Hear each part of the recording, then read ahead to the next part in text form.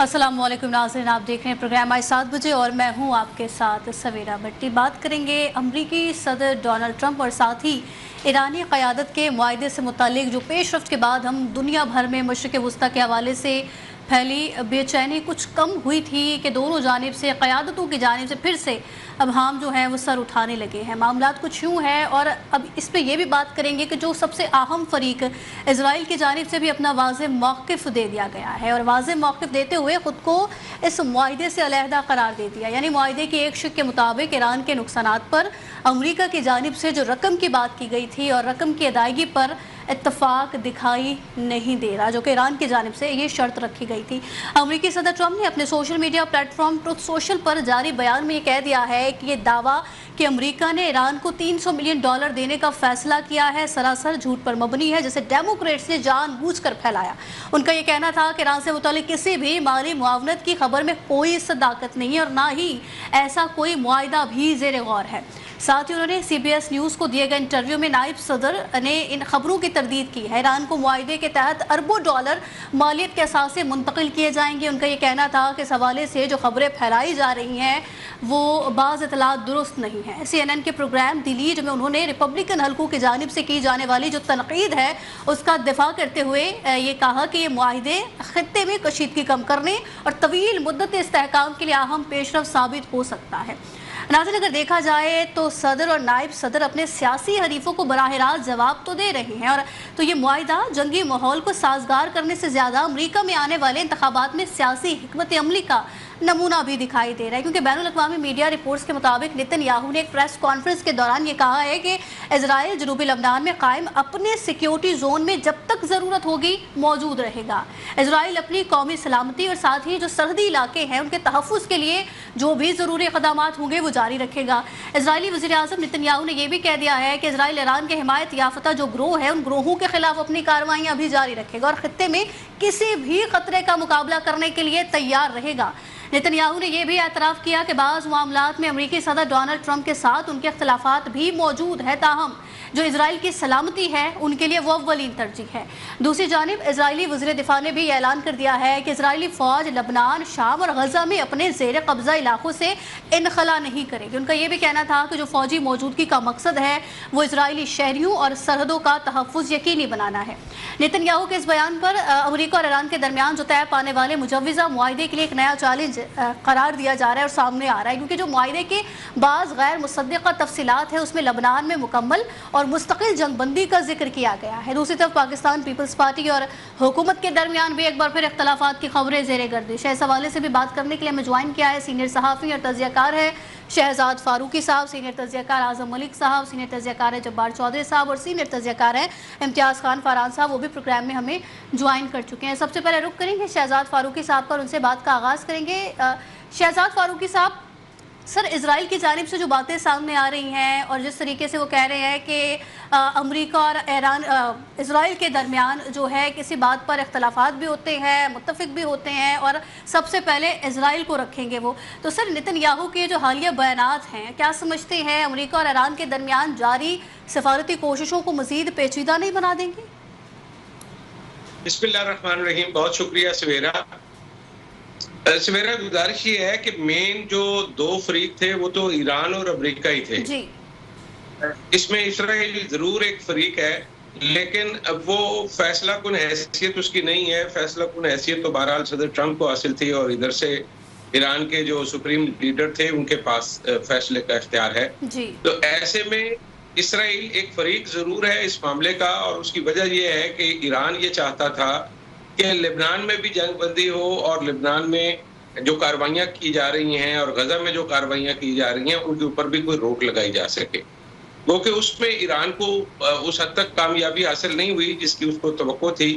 लेकिन बुनियादी मकसद ये था कि पूरी दुनिया को एक अजाब से निकाला जाए कि जब से ये खलीज में ये टेंशन बढ़ी है उसके बाद से पूरी दुनिया की मईशत एक तरह से यरगमाल बन के रह गई थी और पूरी दुनिया की जो मईशत थी और लोग थे वो सफर कर रहे थे और पाकिस्तान समेत सारी दुनिया ये चाहती थी कि इस मसले का कोई पुरअमन हल निकले।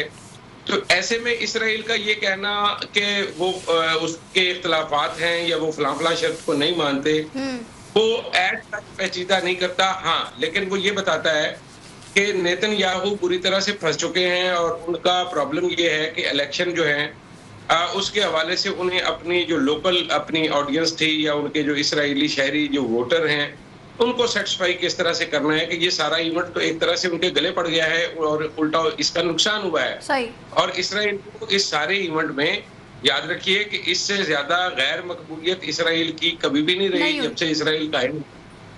दुनिया में इसके हमायती मौजूद रहे हैं जो कि यहूदियों को किसी न किसी वजह से सपोर्ट करते रहे हैं। लेकिन हालिया कुछ अरसे में जो उनकी तरफ से गजा में कार्रवाइयां की गई और जिस तरह से इस सारे मामले में जंग को भड़काने की कोशिश की गई उसकी वजह से यूरोप और अमेरिका में बहुत हद तक उनकी मकबूलियत जो है वो कम हुई है, उनकी हमायत में कमी हुई है, बल्कि मुखालफत में इजाफा हुआ है। सिर्फ हमायत में कमी नहीं हुई बल्कि मुखालफत में इजाफा हुआ है। तो वो तो हर तरह से लूजर ही लूजर हैं। वो अब अपने इलेक्शन और अपने वोटर्स की फिक्र कर रहे हैं, उसके लिए वो उल्टे सीधे बयान दे रहे हैं। लेकिन दुनिया को मालूम है कि वो ये सब कुछ क्यों कर रहे हैं और इन सारी बातों का इन तमाम मुज़ाकरात के ऊपर कोई खास असर पड़ता हुआ मुझे नजर नहीं आता। कुछ खास असर पड़ता हुआ आपको नज़र नहीं आ रहा सर। बिल्कुल आपने दुरुस्त बात की है, क्योंकि अमेरिकी सदर ट्रंप की जानिब से नेतन्याहू के लिए जो तनकीदी अल्फाज इस्तेमाल किए गए थे शायद वो भी हमने अब पहली बार ही सुने हैं, अगर मैं गलत नहीं हूँ तो। सवेरा वो तो देखें, एक टेलीफोनिक गुफ्तगू के ऊपर भी एक खबर जारी की गई थी जिसमें कहा गया था कि बुरा भला कहा गया है। वो तो यूं लगता था जैसे कोई सुन के नीचे टेबल के नीचे बैठा हुआ था और उसने टेलीफोन सुना और उसमें नाज़िबा अल्फाज की भी बाज़गश्त सुनाई दी हमें। और अब भी सदर ट्रंप ने ये कहा है कि अगर ईरान के पास एटमी हथियार होता तो ईरान कब का सफाई अस्ती से मिट चुका होता। तो वो एक तरह से इसराइल को ये बताने की कोशिश कर रहे हैं कि हम आपको बचाने की कोशिश कर रहे हैं, इस मुसीबत से निकालने की कोशिश कर रहे हैं। अब बिला वजह इन तमाम मामलात को मजीद पेचीदा न करें और किसी न किसी तरह से पैचअप करें। और जहां तक इसराइली फौजियों की वापसी का ताल्लुक है और जहां तक वो कार्रवाइयां जारी रखे हुए हैं, तो उसके हवाले से मेरी एक सोची समझी राय ये है कि ये वापसी होगी, कुछ इलाकों से होगी, सारे इलाकों से नहीं होगी, लेकिन ये कुछ हफ्ते के बाद होगी। अभी तक इसराइल ने अपने वो मकासद हासिल नहीं किए। वो चाहते हैं कि ज्यादा से ज्यादा हमास और हिजबुल्लाह का नुकसान कर दिया जाए और वो तमाम ताकतें जो कि ईरान की सपोर्ट से इस इलाके में इसराइल के खिलाफ बरसरे पैकार हैं, उनका ज्यादा से ज्यादा नुकसान कर दिया जाए, उनको उठने के काबिल न छोड़ा जाए। तो वो अपनी वो कोशिश जारी रखेंगे जब तक कि पूरी दुनिया की तरफ से और अमेरिका की तरफ से हतमी तौर पर नहीं कह दिया जाएगा कि अब ये बकवास आप बंद करें। उस वक्त तक ये सिलसिला यूं ही रहेगा। लेकिन अल्टीमेटली उनको कुछ न कुछ इस हवाले से जंग बंदी पर भी अमल करना होगा और कुछ इलाकों से अपनी फौज भी निकालना होगा। ठीक है सर, आप कह रहे हैं कुछ हफ्ते के बाद हम देखेंगे शायद जो उनकी फ़ौज है वो भी वापस आएगी। और यही बात आज़म मलिक साहब जो शहजाद फ़ारूकी साहब ने बात की है, सर हमने ये भी देखा था कि अमेरिकी सदर ट्रंप की जानिब से जब वो मीडिया से गुफ्तगू कर रहे थे तो उन्होंने एक वाज़ेह तौर पर एक बात की थी कि जो मैं कहूँगा वही इज़राइल को करना पड़ेगा। अब इज़राइली वज़ीर आज़म नेतन्याहू जो बात करें कि सबसे पहले मुझे इज़राइल है और इस जो जंग बंदी के हवाले से, मुज़ाकरात के हवाले से भी, मुआहदे के हवाले से भी वो बात करें कि इख्तलाफात भी होते हैं, मुत्तफ़िक भी होते हैं। तो सर क्या समझते हैं अमेरिका इज़राइल को लगाम डालने में कामयाब होगा इस बार?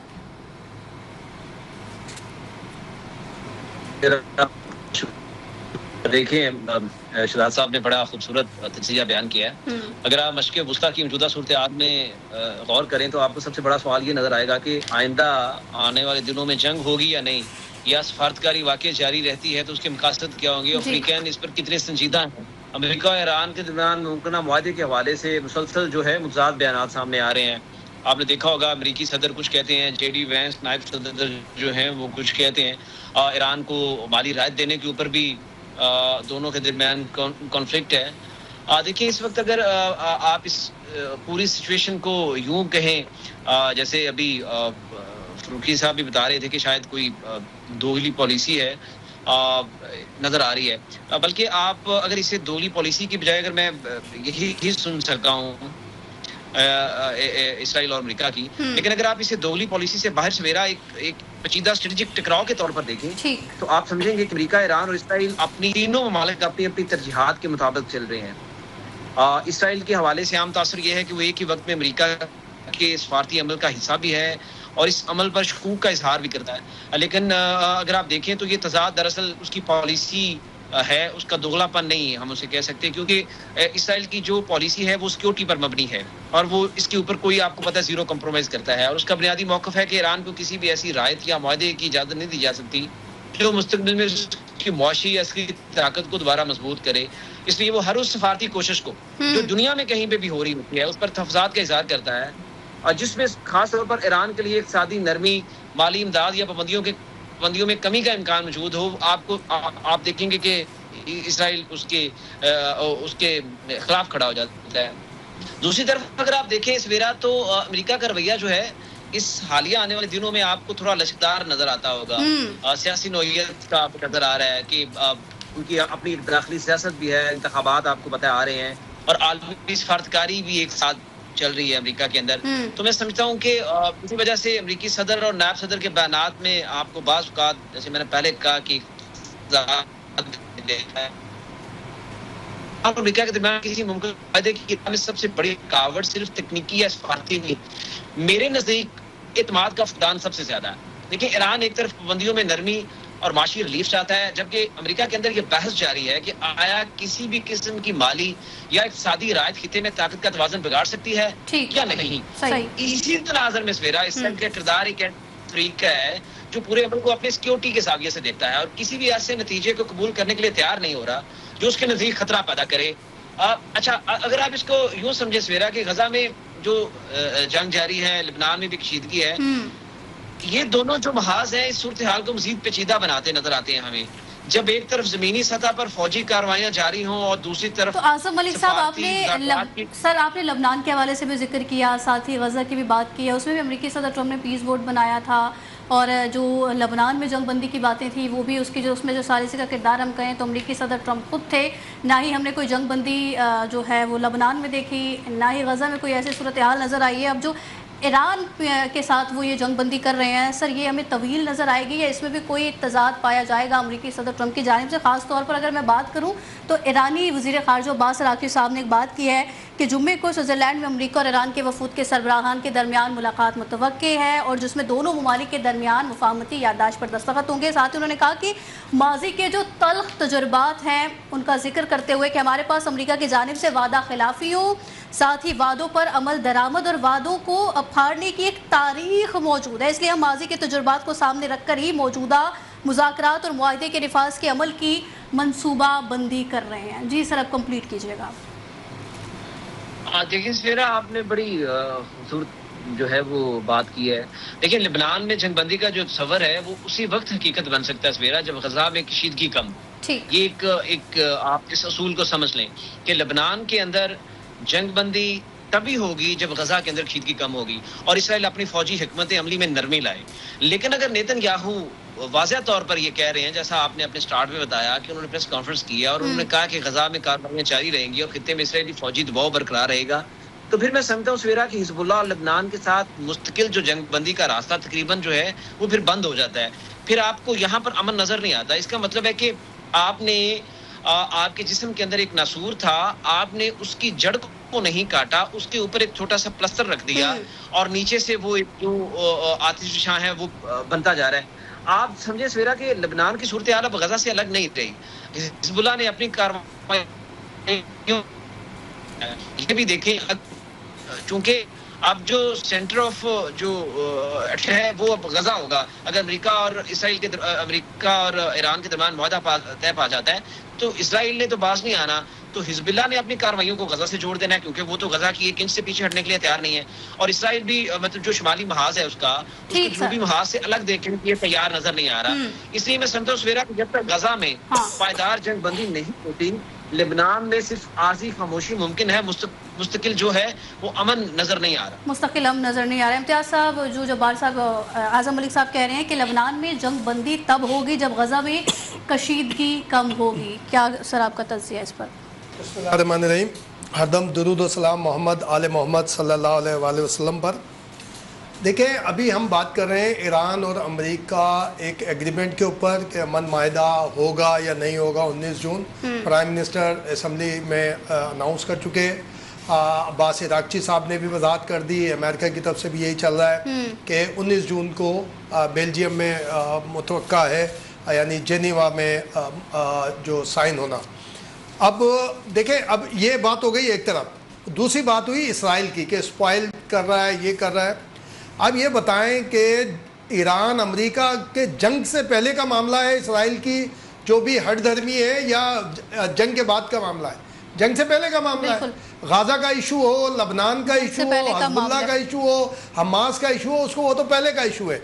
और ये कहना, लोग ये कहते हैं कि नेतन्याहू ने उकसाया ट्रम्प को तो वो चढ़ दौड़ा और फंस गया, ऐसा नहीं है।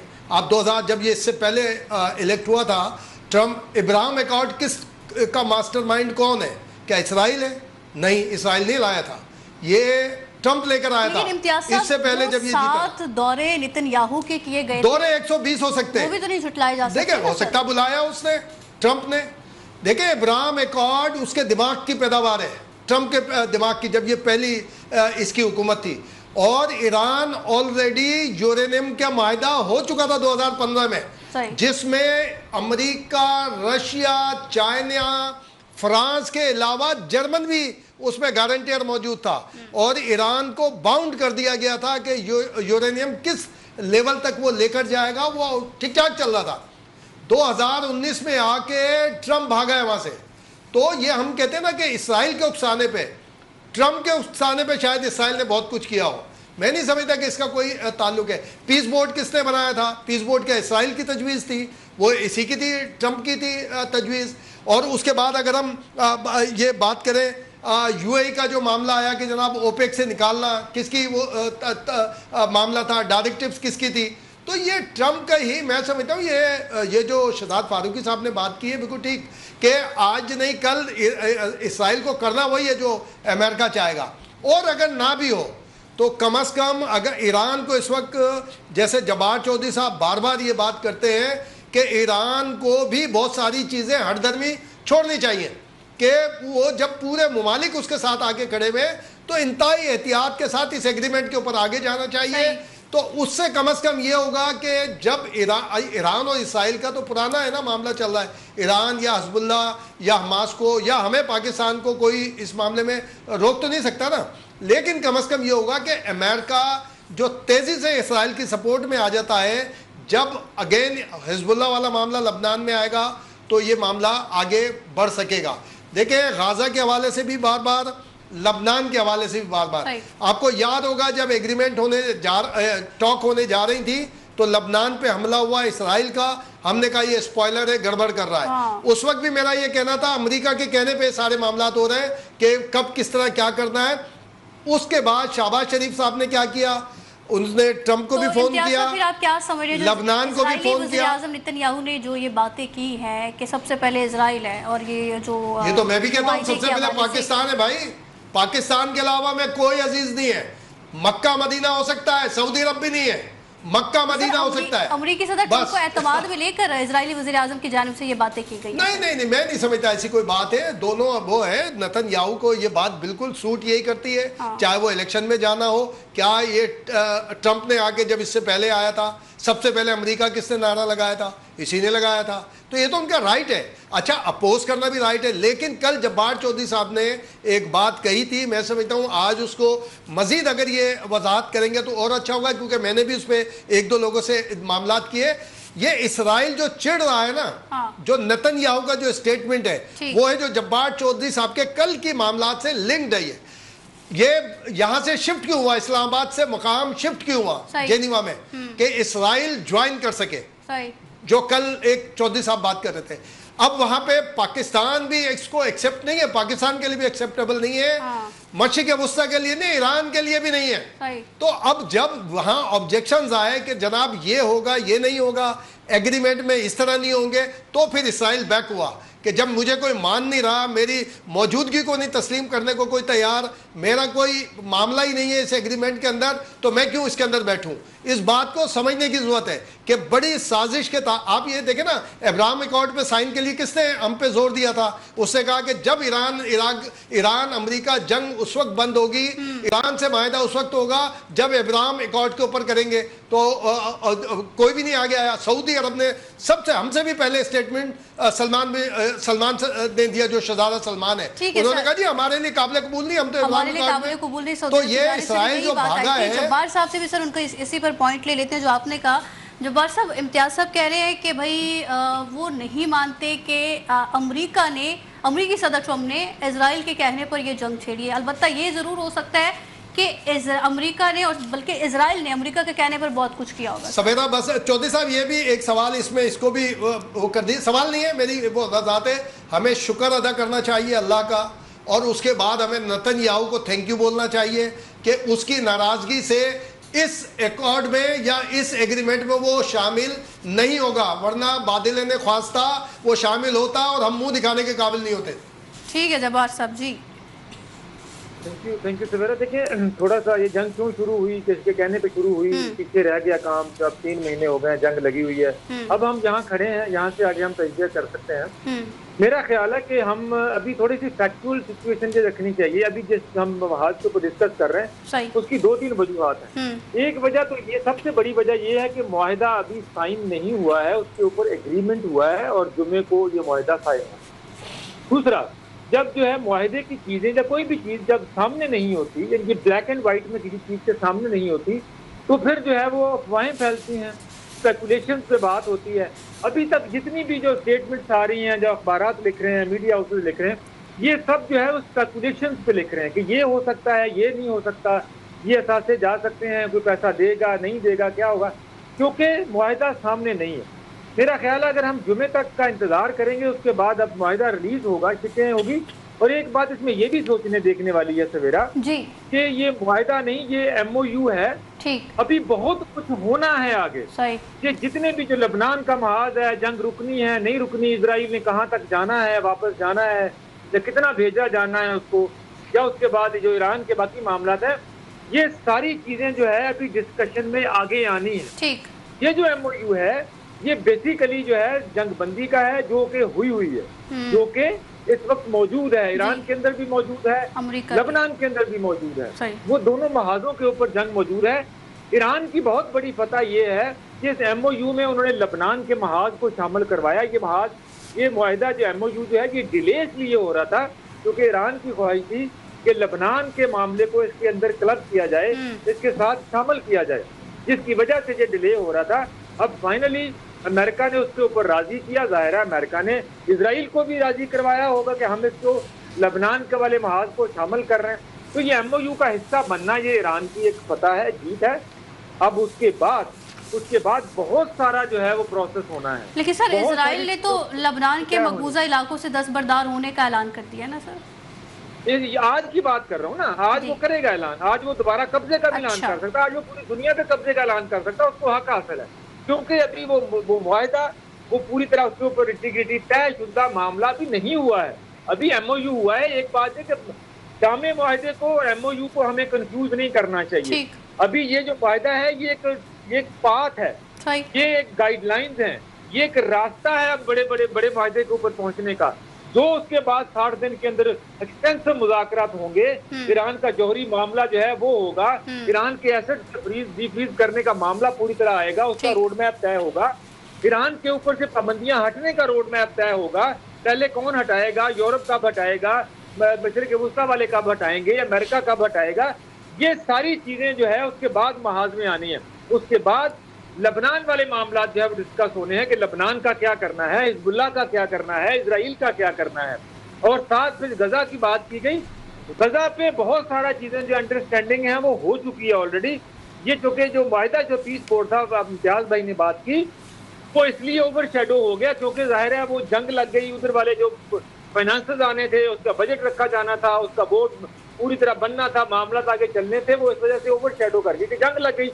तो मेरा ख्याल है कि जब जंग खत्म होगी सब लोग पीछे बैक सीट पे बैठेंगे, उसके ऊपर फिर बात तीनों महाज जो हैं उनके ऊपर बड़ी अपना कह लें कि बड़ी शिद्दत से गौर होगा, ईरान वाला महाज, गजा वाला महाज और लबनान वाला महाज। क्योंकि एक बात बहुत वाज़ेह है कि जितने भी जो लड़ाइयों के शौकीन हैं, चाहे वो नेतन्याहू हो, चाहे वो डोनाल्ड ट्रंप हो, इन्होंने देख लिया है कि लड़ाई करके ईरान को पिछाड़ा नहीं जा सकता। दे हैव जो वो कंक्लूजन निकाल लिया उन्होंने। और ईरान ने जो है जितना मुआहदा वो कर रहा है, ईरान ने सारा कुछ अर्न किया है। ईरान ने अपने जोरे बाजू से अर्न किया है, डिप्लोमेटिक पावर से अर्न किया है। ईरान ने बताया है कि आप हमें फतह नहीं कर सकते, आप हमें सरेंडर नहीं करवा सकते, आप हमारे बंदे मार सकते हैं, आप हमारे इंफ्रास्ट्रक्चर तबाह कर सकते हैं, लेकिन आप ईरान को सरेंडर करने पे मजबूर नहीं कर सकते। बिल्कुल ये सर, रियलाइजेशन अमेरिका के अंदर भी है, इजराइल के अंदर भी है। ईरान ने ये बात साबित की है कि जैसे कि ईरान की क़यादत को निशाना बनाया गया, लेकिन ये बात तो ईरान ने वाज़ेह तौर पर साबित कर दी है कि आप ये सारे मामलात कर सकते हो, लेकिन ईरान को सरेंडर करने पर मजबूर नहीं कर सकते हो। ऐसे के साथ प्रोग्राम में वक्त एक ब्रेक का, मज़ीद भी बात करेंगे, साथ रहिए। वेलकम बैक नाजरीन। मुआहदे पर दस्तखत तो होने वाले हैं, 19 तारीख भी दे दी गई है, जुम्मे को स्विट्ज़रलैंड में इस मुआहदे पर दस्तखत होंगे। साथ ही दोनों फ़रीक़ैन की जानिब से बयानात भी सामने आ रहे हैं। एक तरफ अमरीकी जो सदर हैं ट्रंप, वो कहते हैं कि सारे अहदाफ हासिल कर लिए। दूसरी तरफ जो ईरानी सदर है मसूद पशेकियान, वो कहते हैं कि ईरान फातेह बनकर सामने आ चुका है। शहजाद फारूकी साहब, दोनों फ़रीक़ैन की जानिब से जो बयानात अब भी सामने आ रहे हैं वो भी आपको पता है, और साथ ही अमरीकी सदर ट्रंप की जानिब से एक बड़ी खुशाइंद बात की गई है ईरान के लिए कि जो ईरान की अब क़यादत है वो पहले वाली क़यादत से समझदार है, क्योंकि उसने ये रास्ता चुना है। सर, इस पर भी कॉमेंट करिएगा। साथ ही ट्रंप की जानिब से जो बयानात सामने आ रहे हैं अंदरूनी सियासत के हवाले से, अपनी अमेरिका के हवाले से, सर क्या समझते हैं ये बयान अंदरूनी सियासत और साथ ही डेमोक्रेट्स को बैकफुट पर लाने की कोशिश है, या वो जो बात कर रहे हैं मीडिया में गलत हक़ाइक़ वाली, या ऐसे भी सर कोई सूरत हाल है वाकई मीडिया में कोई गलत हक़ाइक़ भी रिपोर्ट हो रहे हैं? शहजाद साहब। अच्छा सवेरा, एक तो मैं पहले गुजारिश कर दूं कि वो जो बात है ना ईरान के नुकसान की भरपाई की, तो उस हवाले से इतलात ये हैं कि कुछ पैसे तो ईरान को मिल भी गए। वो खलीज की किसी मुल्क ने अरेंज करके दिए हैं। वो ऑब्वियसली जब वो कहते हैं कि ऐसे कोई एग्रीमेंट नहीं है, तो उसका मतलब ये है कि अमेरिका खुद अपनी जेब से कोई पैसे नहीं दे रहा, बल्कि वो दाएं बाएं से वो दिलवाएगा ये पैसे, और उसकी पहली किस्त जो है वो ईरान को मिल गई हुई है। दूसरी बात ये है कि अब ट्रंप ने जितना नुकसान अमेरिका की साख को पहुंचाया है ये हमला करके, वो जो एक उसका एक भरम बना हुआ था कि वो एक तन्हा सुपर पावर है जो पूरी दुनिया को चलाती है, उसका तो बेड़ा गर्क हो गया है कि वो तो एक ईरान को पता नहीं कर पाए या उसको मनवा नहीं पाए अपनी बात। तो ऑब्वियसली उनको अपने दाखिली मुहाज पर अपने लोगों को मुतमईन करना है, उनका वो हौसला बुलंद करना है, उनको बताना है कि नहीं ऐसी बात नहीं है। और वो कहते हैं कि जी ये क़यादत अच्छी है और हमने अपने मकासद हासिल कर लिए, तो मुझे बताएं उनके पास और क्या रास्ता है। वो क्या कहें कि हमने हमला किया था तो हम नाकाम हो गए हैं, तो हम अपने मकासद भी नहीं हासिल कर पाए, वो पहले वाली क़यादत भी ठीक नहीं थी, अब वाली क़यादत भी ठीक नहीं है। तो बेसिकली वो अपने किए हुए इक़दामात को जस्टिफाई करने की कोशिश कर रहे हैं, और उसके साथ साथ वो अपनी अमेरिकी अवाम को साथ लेने की कोशिश कर रहे हैं, और उनको वो बताने की कोशिश कर रहे हैं कि नहीं अमेरिका की साख को कोई नुकसान नहीं हुआ, हम चीजें ठीक हैं, हमारे कंट्रोल में हैं, हम ही फैसला कर रहे हैं, हम ही दुनिया चला रहे हैं। तो वो कहते रहे, मुझे तो उस पर कोई एतराज नहीं है। ठीक सर, ठीक है सर, आपका पॉइंट है कि आज़म मलिक साहब, सर आप क्या कहेंगे? जो सूरत हाल है हमारे सामने, एक तरफ शिपिंग कंपनियां जो हैं वो हुर्मुज़ में जाने से खौफज़दा हैं, दूसरी तरफ हम सुन रहे हैं कि स्टॉक मार्केट जो है वो ऊपर जा रही हैं। सर क्या समझते हैं आलमी मईशत का ये जो तज़ाद है ये क्या जाहिर कर रहा है फिर? हाँ जी सवेरा, देखें सबसे पहले तो आपने जो आपको मेरी आवाज़ आ रही है? जी जी जी सर आ रही है। हेलो सवेरा, सबसे पहले तो हम इसको इस तनाज़ुर में देखें ना कि दोनों ये कह रहे हैं कि ईरान और अमेरिका दोनों की तरफ से ये जो हम फातेह हैं का बयानिया, दरअसल आप इसे गौर से देखें तो ये आपको हकीकी जंगी या सफाती नतीजे से ज्यादा दाखिली सियासत और अवामी राय को मुखातब करने की कोशिश है दोनों तरफ से। ये नहीं कि सिर्फ अमेरिका की तरफ से, ईरान की तरफ से भी। आप इसको देखें कि आम सफारती जो रवायत है उसमें हर फ्रीक अपनी पोजीशन को मजबूत और कामयाब दिखाने की कोशिश करता है, चाहे ज़मीनी हकीकत ज़्यादा पेचीदा ही क्यों ना हो। और उस ज़मीनी सतह पर आपने देखा होगा गुज़श्ता साल पाकिस्तान और भारत की जंग में, जब पाकिस्तान ने भारत को जो थी शिकस्त दी और उसके रफेल तैयारे मार गिराए, आज तक भारत जब दुनिया मान रही है, जब रफेल कंपनी मान रही है, और आप देखें भारत की हटदर्मी देखें कि वो कहते हैं नहीं जी हम तो संदूर 1 जो है वो उसमें कामयाब हुए और हम संदूर 2 में जा रहे हैं। तो ये एक ज़मीनी हकीकत होती है। आप अपनी आवाम को हमेशा उलझा के रखते हैं कि नहीं जी हमने जंग जीती है। अमेरिका में देखिए इस वक्त मशक़ वुस्ता की जो पॉलिसी है वो दाखिली सियासत से अलग नहीं रही, जिसकी बात आपने जिक्र की, फ़रूकी साहब ने इसके ऊपर रोशनी डाली। वहाँ रिपब्लिकन और डेमोक्रेट्स के दरमियान खारजा अमूर पर शदीद सियासी कशमकश मौजूद है, और मैं समझता हूँ कि दोनों तरफ से सख्त बयानात और ईरान के हवाले से गैर वाज़िया पॉलिसी, दरअसल मैं समझता हूँ कि इस बात की कोशिश है कि डेमोक्रेट्स को दफाई पोजीशन में रखा जाए, जिसकी आपने जिस बात का जिक्र किया, और उन्हें नरम पॉलिसी का जिम्मेदार ठहराया जाए। इसलिए ईरान के मामले में होने वाली गुफ्तगू अक्सर सफारतकारी से ज्यादा, मैं समझता हूँ जिसका जिक्र आपके पैनलिस्ट ने भी किया, वो इंतखाबी सियासत का हिस्सा ज्यादा महसूस होती है। और जहां तक एक और बात आपने की, पैसे देने वाली, फरूकी साहब ने बात की, माली रियायतों की बात की गई।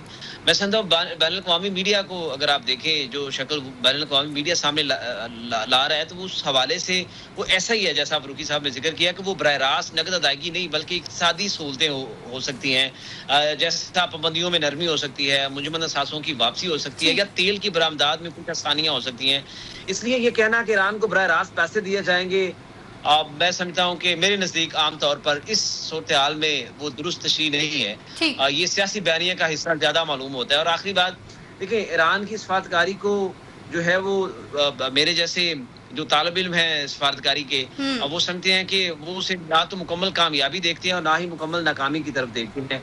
आप समझें कि ये एक जुज़वी तौर पर सवेरा जो है वो कामयाबी है, एक महदूद कामयाबी है। ठीक है सर, आप इसे जुज़वी तौर पर और महदूद कामयाबी समझ रहे हैं। इम्तियाज़ साहब से भी उनका पॉइंट ले लेंगे।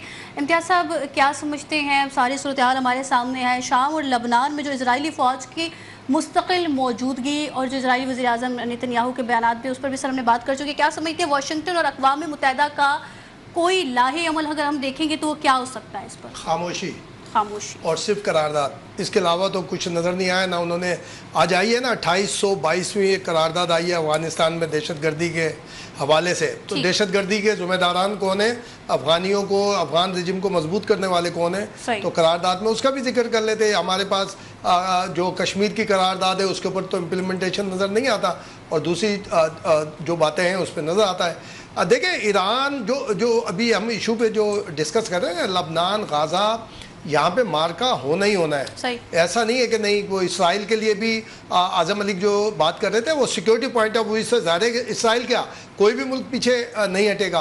लेकिन जो ये जो हम 28 फरवरी के बाद अगर देखें, कल वैसे जब्बार चौधरी साहब ने वजाहत की थी और फैसल हकीम साहब ने बात की थी, जो आज शहजाद फारूकी साहब बता रहे हैं ना, बिल्कुल सही है कि $3 अरब का था जो मुत्तहिदा अरब इमारात की जानिब से, कि उसकी तरफ से कहा गया है कि भाई हम इसको अदा करेंगे, और वो ये बाकी एसेट्स हैं मुख्तलिफ सूरत में।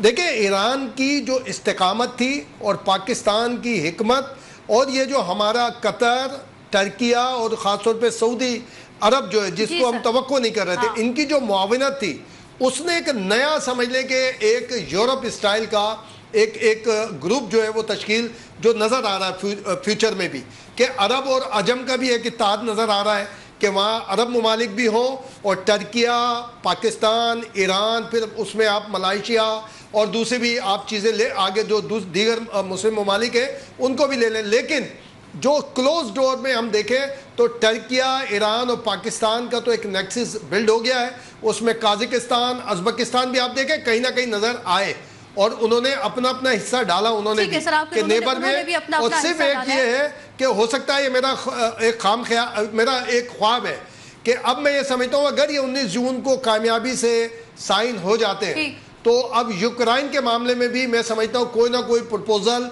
वही जेनीवा में शहबाज शरीफ आपको देना चाहिए, ताकि ये भी हम क्रेडिट लें। जब्बार साहब से उनका पॉइंट ले लेते हैं। जब्बार साहब, इम्तियाज़ साहब जो हैं वो कह रहे हैं कि अब हम अगर देखेंगे वाशिंगटन या फिर अक़वाम मुत्तहिदा का कोई रोल इसमें, जो कि इजरायली वज़ीर आज़म ने कहा है कि इजरायली फ़ौज मुस्तकिल मौजूद की शाम और लबनान में, वो कह रहे हैं खामोशी और सिर्फ करारदादें ही हम देखेंगे। आप क्या समझते हैं सर? शॉर्टली कॉमेंट करिएगा, टाइम कम है। मैं इसको एग्री नहीं करता कि करारदादें या सिर्फ खामोशी होगी, क्योंकि खामोशी रहने से फिर ईरान और ये वाला मामला कभी रुकेगा नहीं। ये जंग जारी रहेगी, फिर ये जो वाला मुआहदा हुआ है ये भी टूट जाएगा। इसको इसमें भी कोई नहीं, क्योंकि अगर इजराइल जो है वो वहां पर अपनी पोजीशन बरकरार रखता है लेबनान के अंदर, तो फिर जाहिर है जो कि ईरान कहता है कि नहीं आपको वापस जाना चाहिए और इसकी जंगबंदी करनी चाहिए। तो अगर इजराइल वाला वो कहते हैं कि कुत्ता खूह ही अगर रहा तो फिर बाकी मामला कुआं कैसे पाक होगा? तो कुत्ते को कुएं से निकालना पड़ेगा। ये कौन निकाले? ये डोनाल्ड ट्रंप निकाले, क्योंकि डाला उन्होंने, तो डोनाल्ड ट्रंप साहब निकाले, अमेरिका निकाले, कुत्ता को निकालना पड़ेगा कुएं से, अदरवाइज ये पानी पाक नहीं होगा। क्योंकि उसके बाद फिर ये मुस्तकिल खतरा बरकरार रहेगा। फिर इसके मुआहदे की कह लें कि फिर फायदा कोई नहीं होगा। कल को अगर दोबारा इजराइल लेबनान के ऊपर हमला करेगा, हिजबुल्लाह जवाब देगा, तो फिर ईरान दोबारा रिटेलिएट करेगा। ईरान बताएगा कि हमने तो कहा था भाई कि ये काम आपने खत्म करवाना है, तो आपने नहीं करवाया, तो हम फेल हो गए। तो फिर ये मामला दोबारा जाएगा। जो वहां पर वो पूरे इस मुद्दे की तरफ कोई भी नहीं लौटना चाहता। इसलिए मेरा ख्याल है कि ये वाला मामला जो है once and for all settle करना पड़ेगा, चाहे उसकी कंडीशन जो भी रखी है। ठीक है सर, आपका पॉइंट आ गया है। आज़म मलिक साहब, सर हम अगर अपने मुल्क की सियासत के हवाले से बात कर लें, जो बजट इजलास के हवाले से बात करते हैं, बिलावल भुट्टो जरदारी साहब ने असम्बली में तकरीर ना करके एहतजाज किया है। सर अब इस एहतजाज को आप क्या समझते हैं? ये हुकूमत पर दबाव बढ़ाकर मज़ीद सियासी फ़वाइद हासिल करने की हिकमत अमली है? क्योंकि हमने देखा था जब बजट पेश किया जाना था वफाकी वज़ीर ख़ज़ाना मोहम्मद औरंगज़ेब साहब की जानिब से, तब भी बिलावल भुट्टो साहब ने बजट से पहले पीपल्स पार्टी की जानिब से बाइकआउट कर दिया गया था। फिर थोड़ी देर बाद देखा बजट जो कौमी असम्बली में बजट पेश किया जा रहा था उसमें बिलावल भुट्टो साहब मौजूद थे। अगर मैं गलत नहीं हूँ तो सर गुज़िश्ता बजट की बात करें तो उसमें भी पीपल्स पार्टी की जानिब से यही सूरत हाल सामने आई थी। फिर बजट जो है वो पेश भी हुआ था और वो मौजूद भी थे और सारी सूरत हाल ऐसे ही हुई थी। अगर तनकीद के बावजूद पीपल्स पार्टी हुकूमत का साथ जारी रखती है, ठीक सर, तो मुखालफिन ये सवाल उठाते नजर आएंगे आपको कि अगर पॉलिसियों से इख्तलाफ है तो फिर इक़्तिदार के ढांचे का हिस्सा क्यों बने हैं, या अभी तक बन रहे हैं, या आइंदा भी बनेंगे। यही वो सियासी तजाद है जिसका सामना पीपल्स पार्टी को करना पड़ रहा है। मजमूई तौर पर सवेरा आखिर में जो बिलावल भुट्टो जरदारी साहब की तकरीर थी, वो आप देखें तो वो हुकूमत से अलहदगी का ऐलान नहीं है, बल्कि मैं समझता हूँ सियासी कीमत बढ़ाने और अपनी अलग शनाख्त नुमाया करने की कोशिश। ठीक है सर, आप कह रहे हैं कि ये जो बयान दिया गया है, जो बात की गई है, ये अपनी हुकूमती शनाख्त बनाने की कोशिश और साथ ही दबाव भी जो है हुकूमत पर डालने की कोशिश की गई है। शहजाद फारूकी साहब, सर आप क्या कहेंगे? अगर हुकूमत और पीपी के दरमियान ये डेडलॉक ऐसे ही बरकरार रहा तो फिर क्या बजट मुकर्ररा वक्त पर मंजूर हो सकेगा? और सर ना होने की सूरत में फिर मुतबादिल प्लान क्या होगा? आपसे किसने कह दिया कि बजट पास नहीं होगा या इसका कोई इम्कान भी मौजूद है? 2-3 लफ्ज हैं। एक लफ्ज है नूरा कुश्ती, एक लफ्ज है टोपी ड्रामा। ये बेसिकली पीपल्स पार्टी का बास नहीं चल रहा कि वो अपोजिशन की सीटों पर भी खुद ही बैठ जाए और अपोजिशन लीडर भी उनका हो। असल बात सिर्फ इतनी है कि वो प्रेशर बढ़ाना चाहते हैं और ये तासर भी देना चाहते हैं कि जब कभी भी कोई नए इलेक्शन होंगे तो हमने तो इन तमाम इक़दामात की मुखालफत की थी, हालांकि इनकी मर्जी के बगैर तो हुकूमत। तो शहजाद फारूकी साहब, सर ये तो वही बात हुई ना, जब हमें कोई सीट चाहिए होती है, कोई मामलात हुकूमत में अच्छे जा रहे होते हैं तो उसमें हम हुकूमत के इत्तेहादी बन जाते हैं। जब अवाम हुकूमत के खिलाफ बात कर रही होती है तो उसमें पीपल्स पार्टी साइडलाइन हो जाती है, भाई हम इसमें शामिल नहीं है, तो भाई हुकूमत को क्रिटिसाइज किया जाए सारे मामलात में। फिर अच्छा सवेरा, वो एक हिंदी मुहावरा है, खाजा खाना भी है और खाजा रखना भी है। हाँ। तो वो अभी खाना भी चाहते हैं और आगे के लिए खुद भी फ्रंट सीट पर बैठना चाहते हैं कि अगले इलेक्शन में हम लड़ेंगे। इसमें सिर्फ ये समझने वाली बात है कि एक तो कुछ अर्सा पहले यूसुफ रजा गिलानी ने मुल्तान में एक इंटरव्यू दिया था जिसमें उन्होंने कहा था कि हमारे इनके साथ एग्रीमेंट है कि 2.5 साल ये हुकूमत करेंगे और 2.5 साल हम हुकूमत करेंगे। एक तो उस बयान को ज़हन में रखिएगा। दूसरा, अभी जीबी में इलेक्शन हुए हैं, आगे आज़ाद कश्मीर में इलेक्शन होने वाले हैं। तो ये सारी चीजें बेसिकली एक सियासी माहौल तैयार करने की कोशिश है जिसमें पाकिस्तान पीपल्स पार्टी अपनी कीमत को बढ़ाना चाहती है, मैक्सिमाइज करना चाहती है अपने एडवांटेजेस। तो उसका उन्हें सियासी तौर पर पूरा आके मुझे तो कोई एतराज नहीं है उस पर। ठीक है सर, शहजाद फारूकी साहब आपको पॉइंट आ गया। इम्तियाज साहब क्या कहेंगे? पीपल्स पार्टी की जानिब से जो तहफ़्फ़ुज़ात अभी तक हुकूमत की जानिब से दूर नहीं किए जा सके, और वही बात जो अभी शहजाद फारूकी साहब भी कह रहे हैं कि ये बजट जो है वो पास भी होगा, पेश भी होगा, ये सारे मामलात ऐसे ही ख़त्म हो जाएंगे। अगर सर गुज़िश्ता बजट की बात की जाए तब भी हमने यही सूरत हाल ही देखी थी ना, लेकिन फिर सारे मामलात खुश असलूबी से हल भी हो गए थे। इम्तियाज़ साहब देखिए, गुज़िश्ता प्रोग्राम में भी सवेरे बात की थी, जो फारूकी साहब ने बात की है वही बात हुई थी। और मैं ये जो बजट दस्तावेज होती है ना, ये स्टेट डॉक्यूमेंट होता है, ये गवर्नमेंट डॉक्यूमेंट नहीं होता। और स्टेट का कोई भी डॉक्यूमेंट जो है वो उसको आप अपोज कर सकते हैं, लेकिन ऐसा नहीं होता कि उसको हेडल्स पैदा कर दें और पूरे सिस्टम को। आज तक पाकिस्तान की हिस्ट्री में मुझे याद नहीं है, या मुझे तो पता नहीं है, मेरे नॉलेज में नहीं है कि कोई ऐसा मरहला आया हो बदतरीन मुखालफत के बावजूद कि बजट कम अज़ कम पास ना हुआ। ये एक स्टेट डॉक्यूमेंट है, इसको डिबेट के बाद इसमें तरमीम हो सकती है, जैसे गुज़िश्ता जो बजट था उसमें ये बात हुई, और अभी भी काफ़ी चीज़ें ऐड की गई हैं और काफ़ी चीज़ें ये ऐड करवाना चाहते हैं। लेकिन एक दिन पहले अजीम पूरा फ्लाईओवर था जो कि वाकई 100 दिन में, बल्कि 94 दिन में मुकम्मल किया गया। वहाँ की ओपनिंग थी, इफ्तिताह था। वज़ीर आला सिंध से सवाल किया गया था कि जो आई थिंक के 1000 अरब के करीब है कि जो वफाक को चारों सूबों ने देने, और सिंध ने भी एक उसमें हिस्सा दिया है। जब वो सवाल किया गया वज़ीर आला से तो उन्होंने थोड़ा सा उसमें एंग्री होकर जवाब भी दिया और कहा कि ये अभी की बात नहीं है, ये हम पहले तय कर चुके थे। उन्होंने मार्का हक को भी उसके अंदर इंक्लूड किया अपने जवाब में। तो लगता ये है कि इस तरह की कई चीज़ें हो चुकी हैं, अब उसको कैमोफ्लेज कैसे करना है, उसको मेकअप कैसे करना है, इन्हीं इख्तिलाफात के। आपको याद नहीं है 2 दिन पहले जब बजट पेश होने जा रहा था तो ऐसा हमारे जो डार साहब हैं उन्होंने मुलाकात की, उन्होंने बोला अच्छा जी बात होती है, फिर मोहसिन नकवी साहब आए और वो साथ में चले गए। तो ऐसे ही हो जाएगा। कोई ऐसा मैं नहीं समझता कि कोई ऐसी बात है, कोई ख़ास कराची यानी जो सिंध के लिए डेवलपमेंट का मामला है वफाकी हुकूमत की जानिब से, वो भी ऐलान हो चुका है। सारी चीज़ें जो चीज़ें हो चुकी हैं उनको एक कैमोफ्लेज करना है। बेनज़ीर इनकम सपोर्ट प्रोग्राम में वो ऑलरेडी 70% बढ़वा चुके हैं, और जो उनकी बजट की जो स्कीमें थी उनमें अनाउंसमेंट करवा चुके हैं। मैं समझता हूँ कि ये ऐसा है जो शहजाद फारूकी साहब एक बात कर रहे थे ना कि अपोजिशन का भी किरदार खुद अदा करें ताकि आगे कोई मामला ना जाए, आगे कोई मामला ना रह जाए। जब्बार साहब से भी उनका पॉइंट लेना। जब्बार साहब क्या समझते हैं सर, पहले हमने ये सूरत हाल भी देखी थी कि जो मामलात थे, अब सदर मुमलिकत ने वज़ीर आज़म शहबाज शरीफ से मुलाकात की थी बजट के हवाले से ही, जो पीपल्स पार्टी के तहफ़्फ़ुज़ात थे। फिर उसमें बिलावल भुट्टो साहब भी मौजूद थे। ग्रीन सिग्नल पीपल्स पार्टी की जानिब से दे दिया गया था। उस पर ग्रीन सिग्नल के बाद बजट पर ही ग्रीन सिग्नल दिया गया था। फिर बजट से पहले बाइकआउट किया गया, उसके बाद बातचीत हुई। फिर पीपल्स पार्टी के चेयरमैन बिलावल भुट्टो साहब खुद बजट जब पेश किया गया तो कौमी असम्बली में मौजूद थे। अब सर ऐसे क्या तहफ़्फ़ुज़ात हैं जो दूर नहीं हो सके हैं पीपल्स पार्टी के?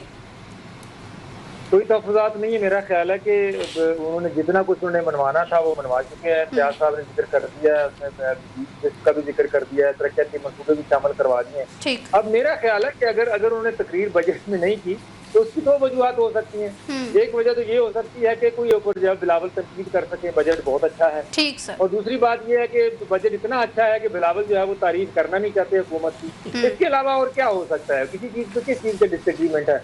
जहाँ तक बजट पास ना होने या होने की बात है तो बिलावल भुट्टो साहब जो हैं वो इस हुकूमत का हिस्सा हैं, तो कोई अपनी हुकूमत भी भला गिराता है। बजट पास ना करने का मतलब हुकूमत गिराना होता है, तो अपनी हुकूमत कौन गिराता है? तो वो अपनी हुकूमत नहीं गिराएंगे, बजट भी पास होगा, सब कुछ आगे चलेगा। ये वाला मामला जो है सिर्फ थोड़ा सा बिलावल अभी थोड़ा सा ना कोशिश कर रहे हैं कि नेक्स्ट फ्यूचर प्राइम मिनिस्टर के तौर पे ऊपर अपने परसोना को पेश करने की, दोबारा से रीलॉन्च करने की अपने आप को के शहबाज शरीफ की जगह वो भी हो सकते हैं, उनको भी कंसीडर किया जाए। वो अपना सिर्फ ये बात चीजें दिखा रहे हैं, इस वजह से थोड़ी बहुत जो है वो साइडलाइन होकर तनकीद कर रहे हैं। अदरवाइज वो इस हुकूमत का हिस्सा है और हुकूमत के तमाम जो है वो ओहदे उनके पास हैं, और वो सिर्फ कह लें कि एक अपनी अच्छी सीवी जो है वो पेश करना चाहते हैं। इसके अलावा बिलावल साहब का और कोई मकसद नहीं है हुकूमत पे तनकीद करने पे, सिस्टम पे तनकीद करने पे, सिर्फ अपनी सीवी थोड़ी सी बड़ी करना चाह रहे हैं। ठीक है, हुकूमत पे तनकीद करने का बिलावल भुट्टो का मजीद कोई मामलात नहीं है, वो अपनी सीवी को थोड़ा जो है वो मजीद अच्छा करना चाह रहे हैं। और वही बात, जब पीपल्स पार्टी को ओहदे चाहिए होते हैं और हुकूमत में जगह चाहिए होती है तब हम इत्तेहादी बन जाते हैं, लेकिन जब हुकूमत के सर पर कोई काम आता है जिससे आवाम नाराज़ होती है, कोई भी ऐसी सूरत हाल होती है, तो फिर पीपल्स पार्टी साइड लाइन हो जाती है और हुकूमत को क्रिटिसाइज़ करना शुरू कर देती है। इसी तमाम तर सूरत हाल पर बात करने के लिए हमारे मेहमान साथ मौजूद थे। आप तमाम के वक्त का शुक्रिया। प्रोग्राम से दीजिए सवेरा भट्टी को इजाज़त। अल्लाह हाफिज़।